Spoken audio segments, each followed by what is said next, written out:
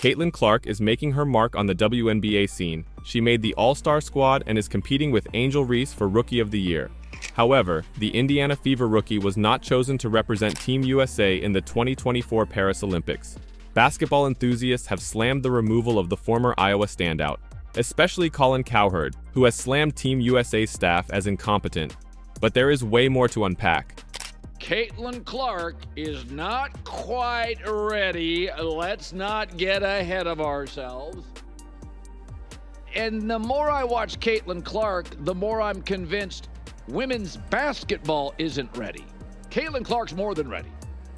She helped her WNBA All-Star team beat the USA Women's Olympic team this weekend. I mean, when you play like she does every week, she surely has to be at the Olympics, right? Unfortunately for her, it seems that the ones making the picks choose too early into the season, neglecting the ongoing uprise of Caitlin's peak week in, week out. She was the best playmaker. She had 10 assists, best playmaker. One of her teammates scored 34, and Caitlin just kept feeding her the ball. And the most assists in the win, double-digit assists in 7 of her last 8 games, despite the WNBA butchering her early schedule, snubbing her for the Olympics. They put her on the WNBA All-Star team. Indiana now is a real potential playoff team. And what do you know? She led everybody in assists. And she's also, in my opinion, a perfect Olympic or All-Star player, especially Olympics.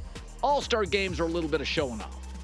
But the Olympics, if you're not the second, third best player on the team, and she wouldn't be yet, you need to be a facilitator, not a ball hog.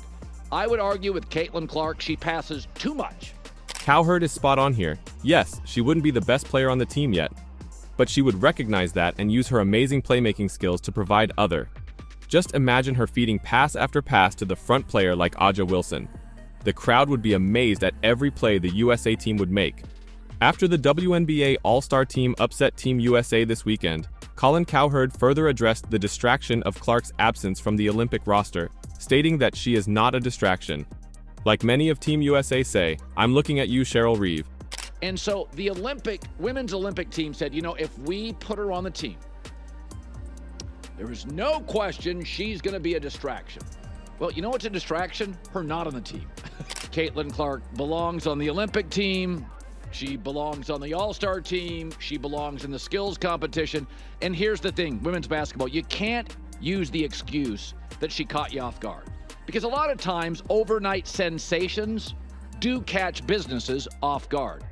And 2 years before she entered the WNBA, Caitlin Clark, for Little Iowa, was setting college basketball records. She came back for her final year. You knew 2 years in advance, we got a star. 1 year in advance, she'll be the number 1 pick. There was no excuse butchering her early schedule. There's no excuse not having months and months of discussions on the Olympic team. She's clearly one of the better offensive, long-range performers in the league. I'd argue she's first or second best playmaker, leads the WNBA in assists, 7 of her last 8 games, double-digit assists, and this is for a team that doesn't have a lot of finishers, the Indiana Fever. Clark has done nothing but establish that she belongs on this year's Olympic team. It's absurd that she isn't on the plane and that even Team USA is constantly shutting down any questions on her not being there. In the All-Star game, she contributed 10 assists in 26 minutes as Team WNBA defeated Team USA 117-109. Arike Ogunbowl led all scorers with 34 points in the game. While Clark did not really score a lot in the game, she was a good playmaker who frequently showed her remarkable passing abilities under the spotlight. Cowherd goes on to argue that women's basketball was unprepared for Clark in the Olympics. So far, she's more than prepared and capable. It's women's basketball that's not quite ready for Caitlin Clark. She continues to always say the right things at the right time. And I'm going to stay on this Olympic snub to the very end, despite the fact they'll win gold. For the time being, Caitlin Clark will be watching from her home. She should undoubtedly be on the roster in 2028, especially at her current rate. It's a shame she won't be there for us to watch, which makes me think, will you be watching the Olympics without Caitlin Clark there? And is Cowherd right?